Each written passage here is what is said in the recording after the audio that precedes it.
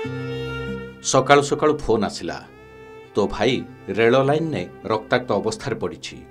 ए कथा शुणी मु धाई आसली मो भाईर कौन होइछि बोली कोठी से पड़ी। देखिलारु पुनामा गेट रेल धारणा रे क्षताक्त अवस्था पड़ी।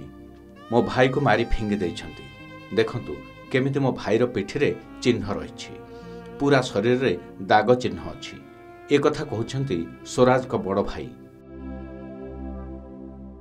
मु सकाळ 7टा बेले मो सांग जणे फोन करी मते कहिला जे एमदी एमदी हेइछि, हापी साना भाईडा हमर चली जाइछि, ताके बाडे की मारी देइछंती।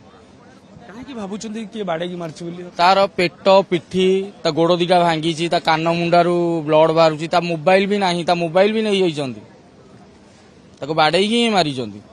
कास तो किछि पुराना शत्रुता रहितला कि आपन से बाबत किछि कहिछंती कि? ना सेमिति किछि कहिनी से। आमे भाबुछु सेही पाखापाखी पिला किए बाड़े की मारी कि कौन, जेहेतु ट्रेन लाइन रे ना ब्लड पड़ी ना कौन हो कौटी बाड़े की मारिकी आनी ट्रेन लाइन में फोपड़ा से पाखापाखी अंचल कौट रोते आपन सहित शेष थर केत कथा ना शेष थर काली से मो सहित कथा होनी मोटे, जेहेतु मु भुवनेश्वर ही नथिली। एबे आपण कोन अभियोग लगुछन पुलिस को पाखरे कोन आपण कहू? आमे रिक्वेस्ट एतिकी जे आम सान भाई को न्याय मिलू, आम सान भाई की जे मारी तुरंत अरेस्ट हुंतु।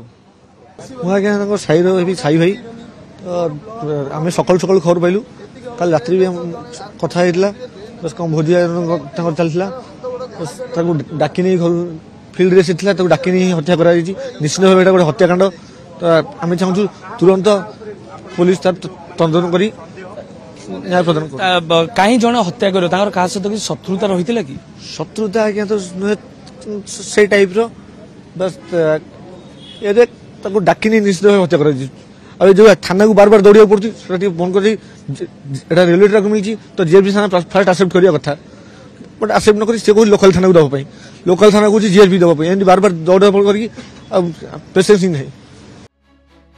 राजधानी भुवनेश्वर घटी एक विभत्स कांड। पुनामा गेट रेल धारणारू क्षताक्त अवस्था जड़े युवक मृतदेह उद्धार करा जायछि।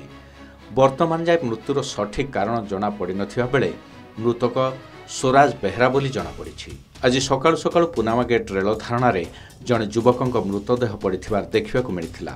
स्थानीय लोके पुलिस को खबर देइथिले। पुलिस घटनास्थल रे पहुंची तदंत करिथिला।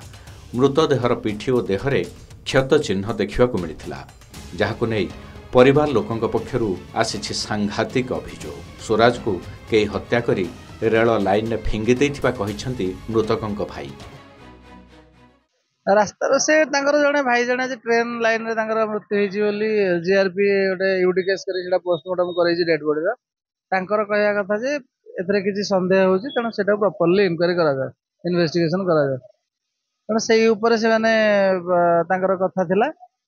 पतन तांकर अभियोग से जहाजी अभियोग देला परे अभियोग से माने एक्चुअली देइ नथिले, खाली काहाटू सुनि कि सब कोन होतले अभियोग देला परे मैं जहा जेमती आईनगत जेन पदक्षेप नै जा कथा नै जा मर्डर इष्टा को पकेछनी मारी पकेछनी आम न्याय दरकार।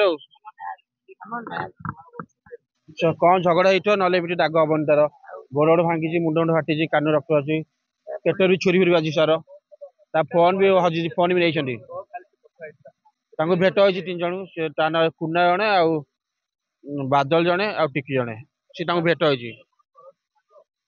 सेपटे देखा से ट्रेन साइड में आज सकाल से उपस्थित थे आमको देखा कि पड़ेला या कहला राति देखा कि पड़े से थे लास्ट टाइम 3टा 4टा दिन थे जाल कौन से टाइम भोज थे से टाइम ना कल तो फोन स्विच ऑफ कथा सकाल देख डेड बॉडी कौन जुक्त कौन राग ना कौन समाधान जुक्त फोन नंबर भी देछि हमर के नंबर देछि हमर हजि से ट्रैक कर जानि पारे पुलिस कौन नै। मृतक स्वराज बेहरा हेउछंती पुराना भुवनेश्वर हरचंडी साहिर बासिंदा। परे तांको परिवार लोके हत्या अभियोग आनी मृत शरीर व्यवच्छेद परे ताकु धरी भुवनेश्वर गोसागरेश्वर छकरे रास्ता अवरोध करथिले। हत्याकारी को गिरफ करने को दाबी करथिले। लिंगराज थाना पुलिस बुझासुझा करबा परे रास्ता रोकोर हटिथिले परिवार लोके। एने परिवार लोके लिंगराज थाना रे अभियोग करथिबा बेले रेलवाई पुलिस एक अपमृत्यु मामला रुजु करी तदंत भार हाथ को नहीं।